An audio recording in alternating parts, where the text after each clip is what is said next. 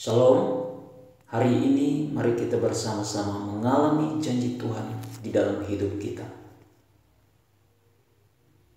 1 Samuel pasal 13 ayat 1 sampai 23. Ketidaktaatan Saul waktu orang Filistin datang menyerang. Saul berumur sekian tahun ketika ia menjadi raja. 2 tahun ia memerintah atas Israel. Saul memilih 3.000 orang dari antara orang Israel. 2.000 orang ada bersama-sama dengan Saul di Mikmas dan di pegunungan Betel. Sedang 1.000 orang ada bersama-sama dengan Yonatan di Gibea Benyamin. Tetapi selebihnya dari rakyat itu disuruhnya pulang, masing-masing ke kemahnya. Yonatan memukul kalah pasukan pendudukan orang Filistin yang ada di Geba. Dan hal itu terdengar oleh orang Filistin. Karena itu Saul menyuruh meniup sangkakala di seluruh negeri, sebab pikirnya, biarlah orang Ibrani mendengarnya. Demikianlah seluruh orang Israel mendengar kabar bahwa Saul telah memukul kalah pasukan pendudukan orang Filistin, dan dengan demikian orang Israel dibenci oleh orang Filistin. Kemudian dikerahkanlah rakyat itu untuk mengikuti Saul ke Gilgal. Adapun orang Filistin telah berkumpul untuk berperang melawan orang Israel dengan 3.000 kereta, 6.000 orang pasukan berkuda, dan pasukan berjalan kaki. Sebanyak pasir di tepi laut, mereka bergerak maju dan berkemah di Mikmas, di sebelah timur Bet Awen. Ketika dilihat orang-orang Israel bahwa mereka terjepit, sebab rakyat memang terdesak, maka larilah rakyat bersembunyi di gua, Keluk Batu, Bukit Batu, Liang Batu, dan Perigi. Malah ada orang Ibrani yang menyeberangi arungan sungai Yordan menuju tanah Gad dan Gilead. Sedang Saul masih di Gilgal dan seluruh rakyat mengikutinya dengan gemetar. Ia menunggu 7 hari lamanya sampai waktu yang ditentukan Samuel.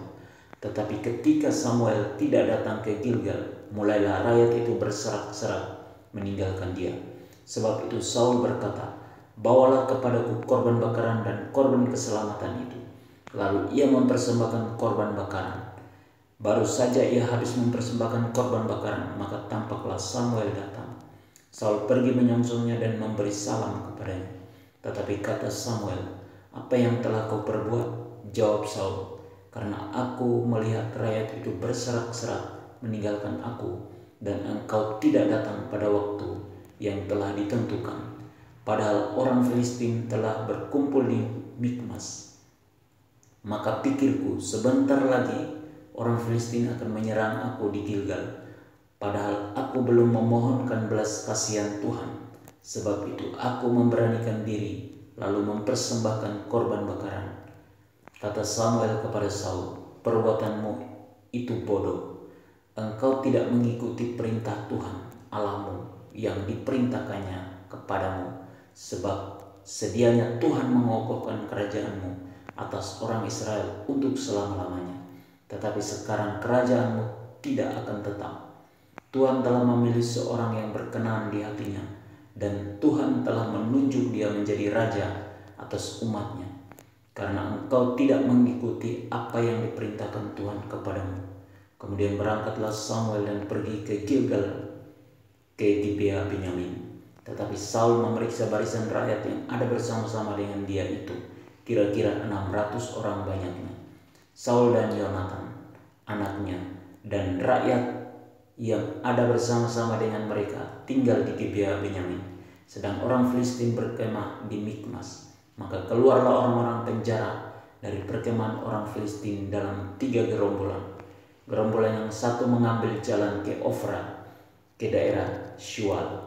Gerombolan yang kedua mengambil jalan ke Bet Horon, dan gerombolan yang satu lagi mengambil jalan ke perbatasan yang menghadap ke lembah Zeboim, arah ke padang gurun. Seorang tukang besi tidak terdapat di seluruh negeri Israel, sebab orang Filistin berkata, "Jangan-jangan orang Ibrani membuat pedang atau tombak." Jadi semua orang Israel harus pergi kepada orang Filistin untuk mengasah mata bajaknya, beliungnya, kapaknya, atau aritnya masing-masing. Adapun bayarannya ialah 2/3 shikal untuk mata bajak dan beliung, dan sepertiga sikal untuk mengasah kapak dan untuk memasang kusa, sehingga pada hari pertempuran itu sebilah pedang atau lembing pun tidak terdapat pada seluruh rakyat yang ada bersama Saul dan Yonatan.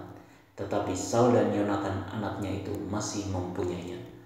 Kepahlawanan Yonatan dan suatu pasukan pengawal orang Filistin telah keluar ke pelintasan gunung di Mikmas.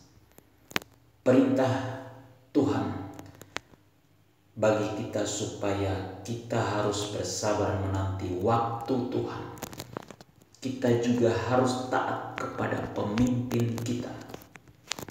Janji dari Tuhan hari ini bahwa hidup kita akan berkenan kepada Tuhan. Amin. Tuhan Yesus memberkati kita semua.